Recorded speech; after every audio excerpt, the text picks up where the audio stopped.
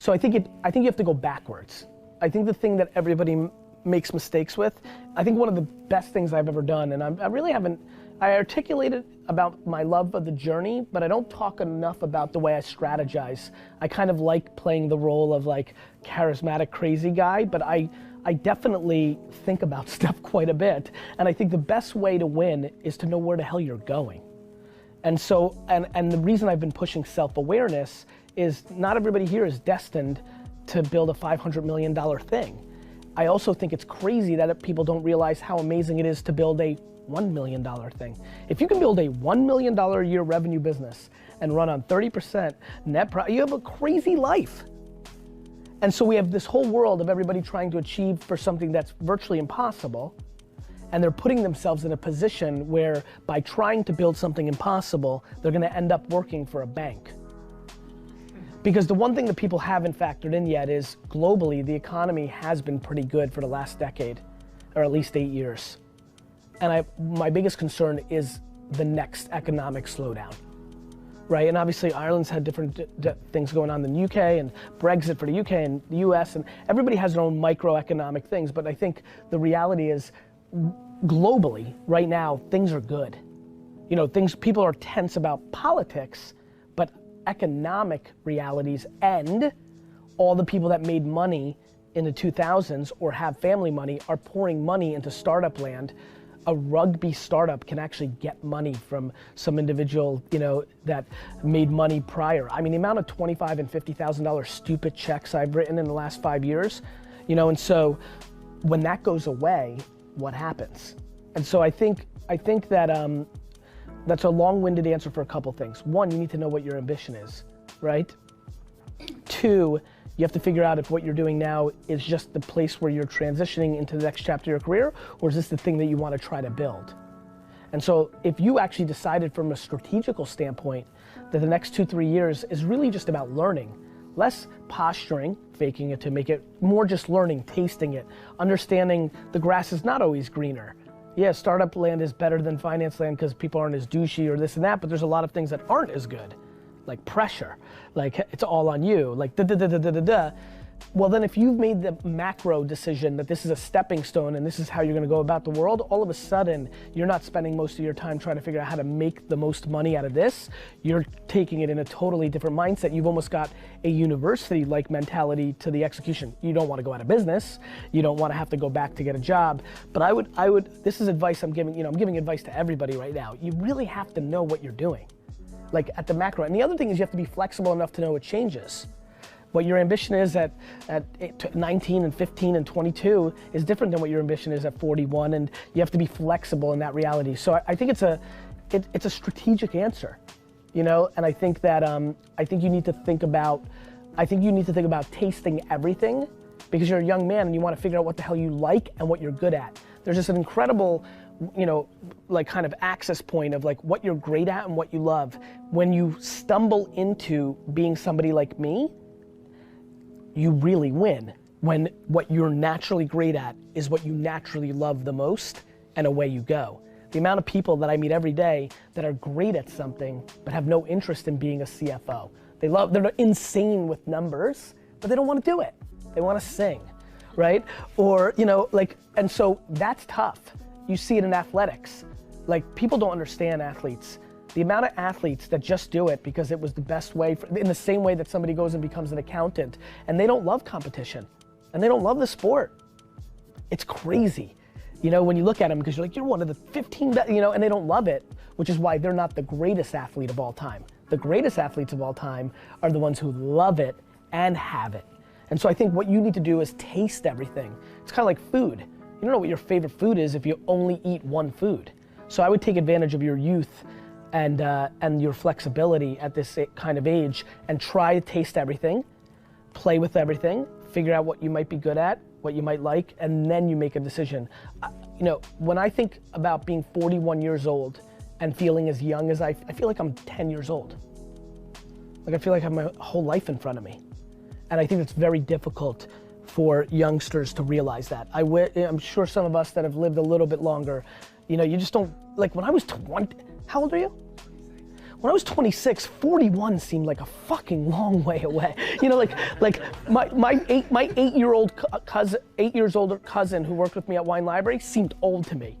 You know, he was 34 when I was 26, so 41, fuck. Like it's funny for me to think about like how you're seeing me, but I'm telling you, you're gonna feel exactly the way you feel right now at 41. And so that's interesting, because when people understand that, you can start deploying more patience. Because right now you wanna prove it. You've got, right? Yeah, quickly. You know, I can read that because you're in the fake, like first words out of your mouth always are such an indicator of what's on your mind. You know, I never cared to fake it till I made it because I didn't care what people thought. When you can eliminate that, shit changes real quick. You know, even think about high school and then going into college. Like, high school is so tough for people because it's the apex of when everything's about what other people think. And then you love the transition to university or the last year of high school because you care a little less, right?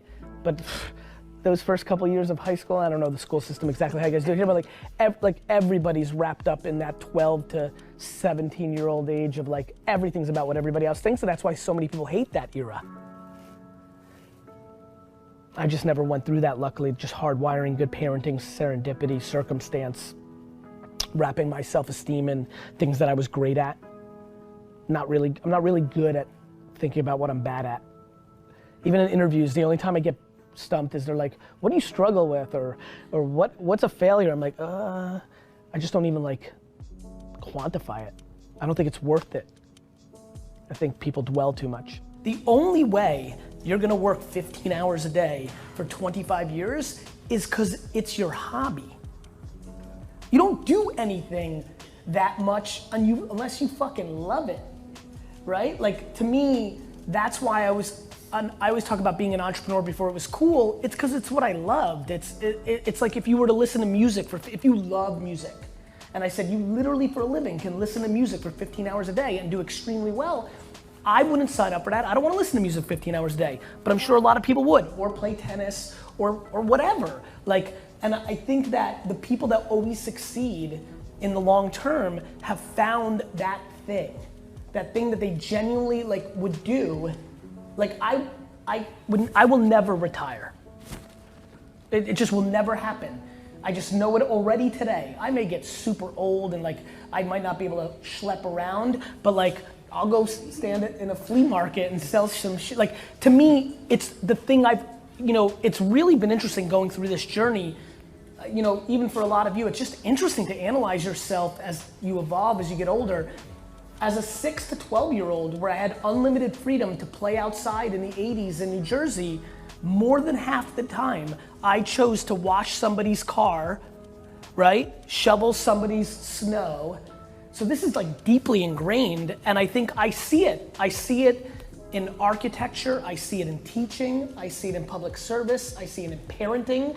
Like, if you can just find your thing. Now, for me, my thing also creates financial for some people, if your dream is to teach, like if you want to teach in a public school, you're not going to make $1 million a year. So I think right now my fear, and even like this whole project, is I'm trying to talk a lot more about self-awareness, not just entrepreneurship, because I think people are getting caught up because there's just no way to be sustainable. The reason I get almost 10,000 communications a week about how do I fix my laziness.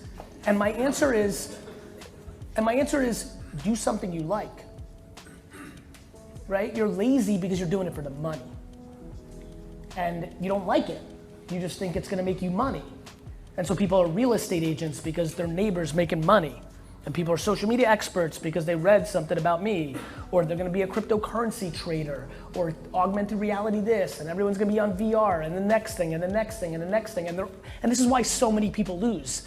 They chase cash, and to your point, like, hard work is part of the equation. Like, it's just part of the equation. Because somebody's gonna outwork you. People like Gary Vee, I don't know if you guys saw this, I was flying here today, so I was like, got kind of caught up on work. I'm like, fuck it, let me just answer questions. So I did an Instagram post today, asked me questions, started answering. People are like, yo, Gary Vee, what do I do when my market gets really competitive and everybody wants to do the same shit? I'm like, you have to be better than everyone. right? Like it's so funny to like, there's a lot of sneaker stores. Like, you know, like you just have to be better. And so like, I'm just fascinated by people thinking there's some secret passive potion that you're gonna make $1 million a year doing dick.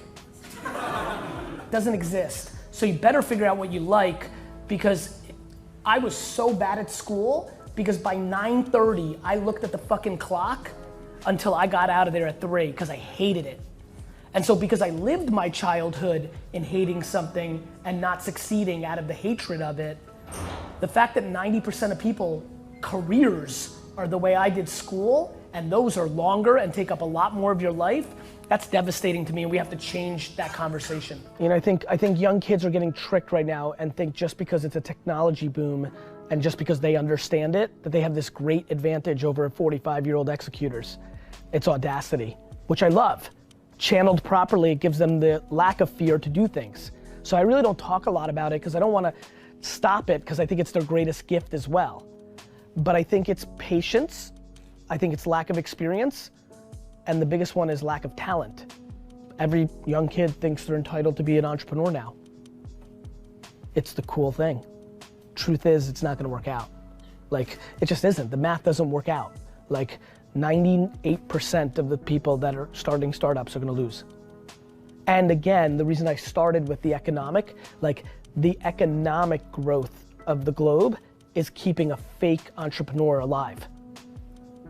Most of your friends that in their 20s that have businesses aren't actually making money if they're in tech.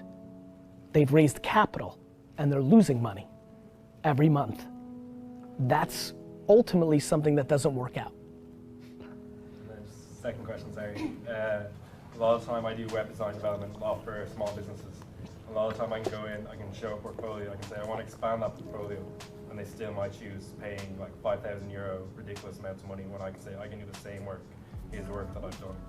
Is there any way of combating that? No. You're being subjected to age discrimination. So the way to combat it is to not dwell on it and not try to sell people who aren't sellable. It's a volume game. Just go to every business instead of focusing on trying to convince the dog shop owner that he's making a mistake. One of the great things I've always done, because I started off as a young kid and I started off as like, they would walk into my family business and I'm like, can I help you with wine? And they're like, you can't help me with wine. For the first 7 years, they were right. I was 15 years old. But I knew a lot more. And if they gave me data, I could tell them what they should drink. But I think that one thing I learned very early on by all that rejection, both being a bad student and both being a kid that tried to sell wine when he was underage and nobody would listen to him, is that you can't sell people that aren't sellable. You're way better off putting your energy and crushing it for the people that give you an at-bat, right? Versus the people that aren't. For me, one of the conversations that I wanted to create clarity over the last 3 years is sleep, right? I answered that today. Somebody's like, how much do you, a lot of people ask, how much do you sleep? And my answer is 6, 7, or 8 hours, and it fucks with people, right? Because they think I'm sleeping like an hour. And my point there is, sleep's important. Like, I don't know like who thinks they're gonna survive without sleep. Sleep's important. What's important for what I'm about is what you're doing when you're awake. I'm fascinated by people who like say, I hustle, I sleep 4 hours, but then watch 3 hours of YouTube videos a day, right? And so for me, as you know, and what you're referring to as somebody who interacts with me is, Tyler's sending you emails like, can you do 11:30 p.m. to 12:30 p.m.? Like, every minute I have is programmed. It's like more like 11:15 to 12:25. Yeah, no, look, the amount of 5 and 7 and 10 and 13, like I basically, Tyler, I see your face. What do you think? It's 8 o'clock until 11 p.m. is pretty much programmed to the minute with 0 slots for anything but the next meeting. But I'm working out, right? But for work, 8 to 11 with 0 lunch, 0 downtime. Like if I go take a piss, I'm cutting into some meeting. Now, but here's the thing. That's matching my happiness and ambition. That is not for 99.9% of people. Time management needs to be predicated on what makes you happy and what is coming out of your mouth. The biggest thing I'm worried about is people are talking big game, but then their actions don't match it. So to me, it's happiness first, and then eliminating hypocrisy. And that's how I think about it. So for me, it's that, because I love this game, it's what I would want to do, and my ambitions are great, and I enjoy it. I want to spend 9 p.m. to 10 p.m. on a meeting to build what I'm building. It's what I love to do. It's no different than being in the studio or painting, or, you know, it's just what I love to do.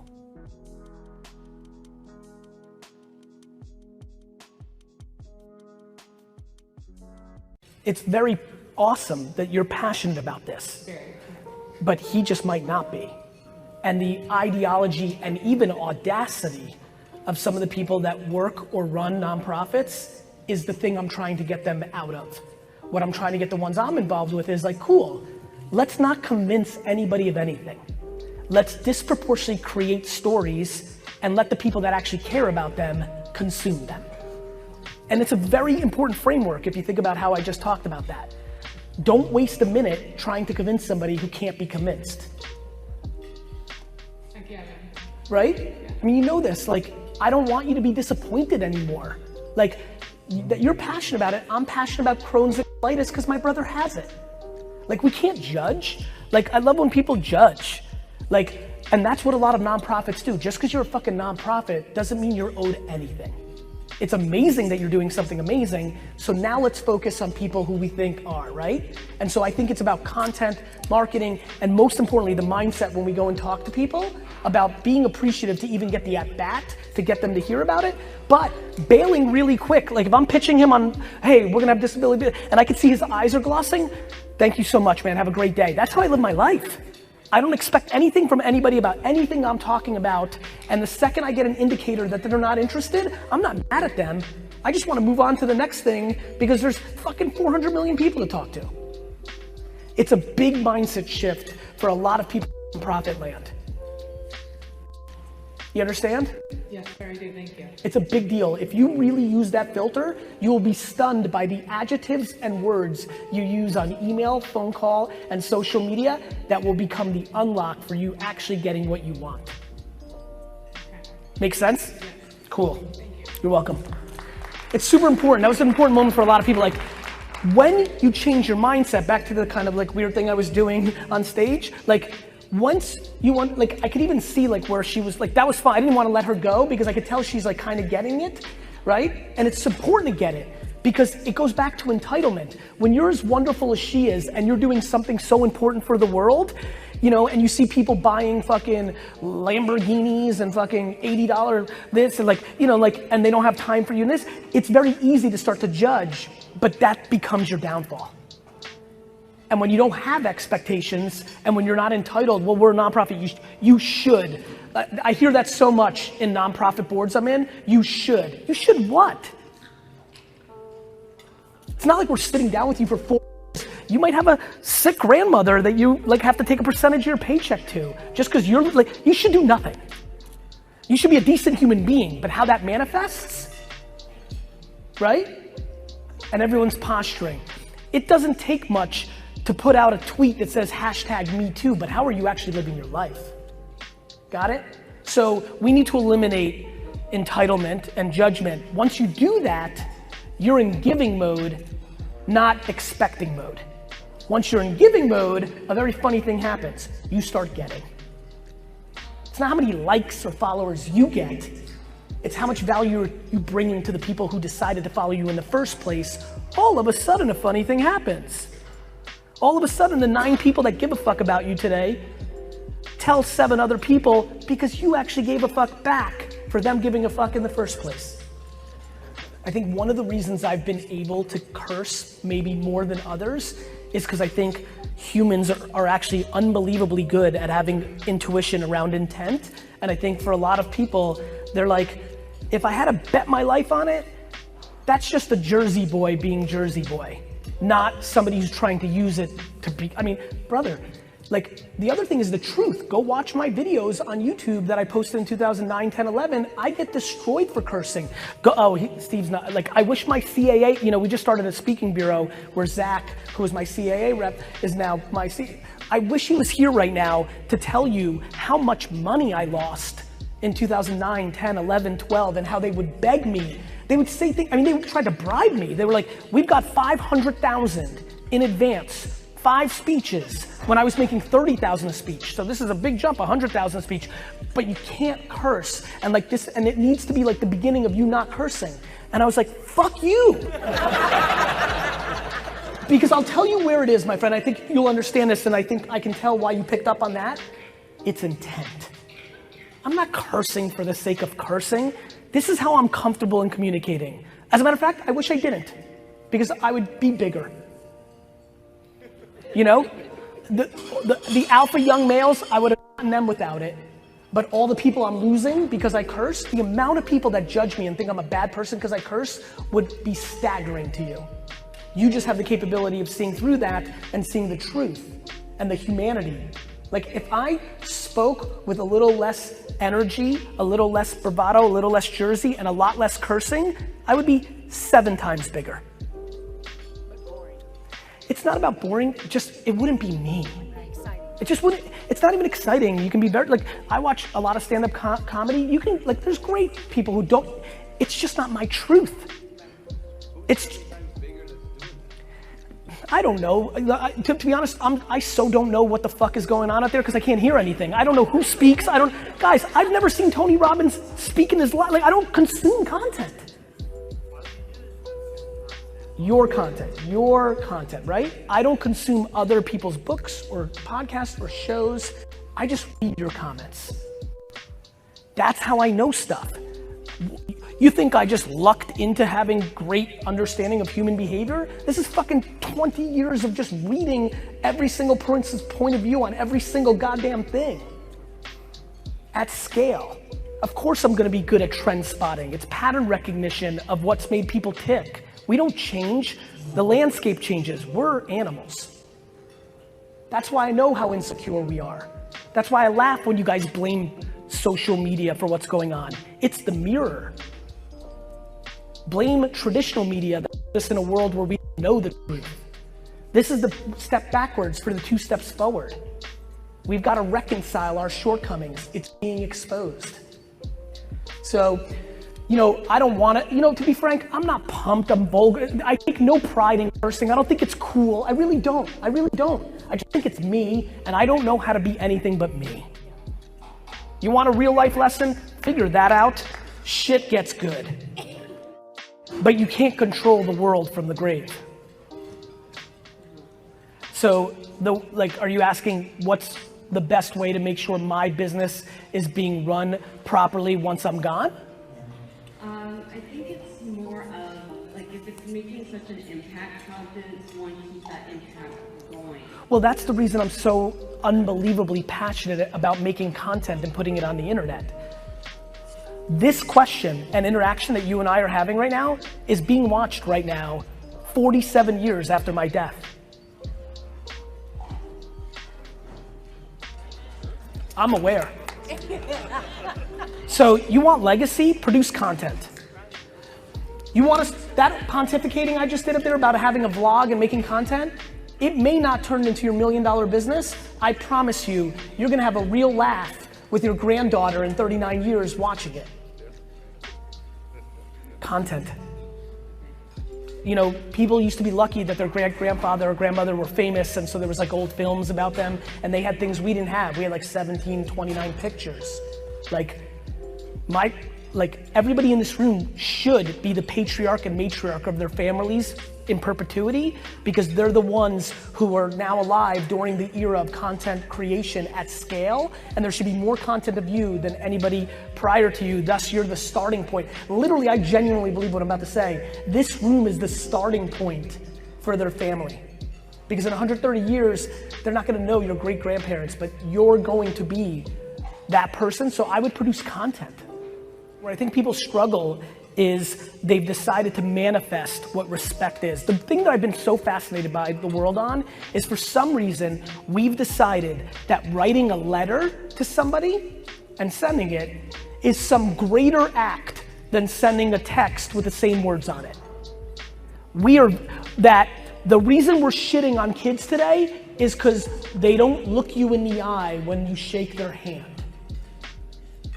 Like, the key is actually understanding what is actual respect and kindness, not the current state of what's politically correct in its manifestation. That's it. So, you know, that's how I'm really paying attention to what my two are doing and watching everybody else. Like, I hate when people are like, these kids, they don't know how to socialize. They're more social than we were. These kids go online and socialize with hundreds of kids on Twitch and Instagram and YouTube all day. What did you do on a random Wednesday in 1986? Let me remind you. You threw a rock in the fucking water. Like, it's crazy. Like, we shit on the new generation and we put our generation on an ideology. Do you know what my contemporary friends that were girls did in high school? They ran into the room, locked the door, got on their second phone line, and were on the phone for 7 fucking hours before they went to sleep. Sounds like being on your phone all day. Judgment. So you know what, you're their mom. You know what respect is. If you became ideological and you said shaking a person's hand, like fine, that's up to you. I will never tell anybody to parent, but I will tell you, socially commentating on the macro, old people start putting old shit on a pedestal. And that's some bullshit. Do you remember the outrage of Miley Cyrus's VMA appearance 7 years ago? That's like a lame Instagram post.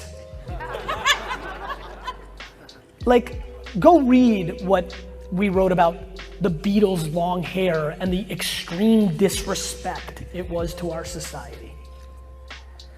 Don't get old. Stop being full of shit.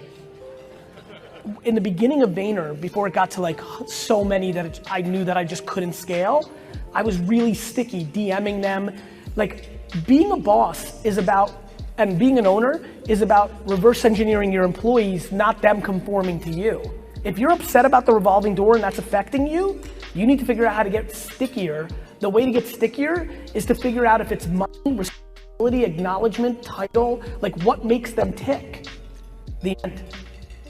You know, it might just be an extra $1 an hour on that level, right? Or it might just be the fact that you even gave a fuck to take them out for a coffee that made them stay an extra 18 months.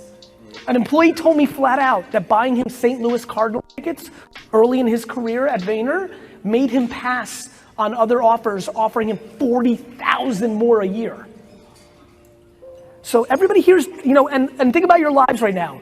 If you've been in the workforce or career, there's been times where you valued money more. There's been times where you wanted respect more, reputation, work-life balance. It's not only figuring out what the 6 things are, it's the 6 things today, which is why it never ends.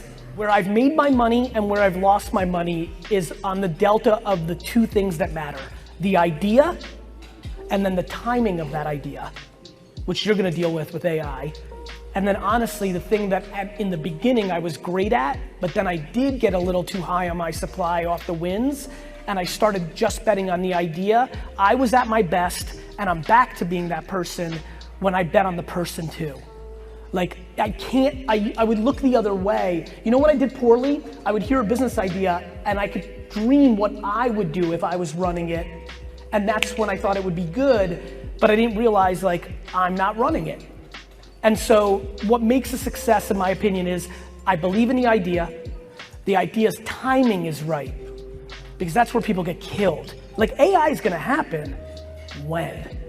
AR is gonna happen when? You know how many people poured tons of money into virtual reality 18 months ago? We're not even close. Nobody here uses VR. Like, so timing, idea, human.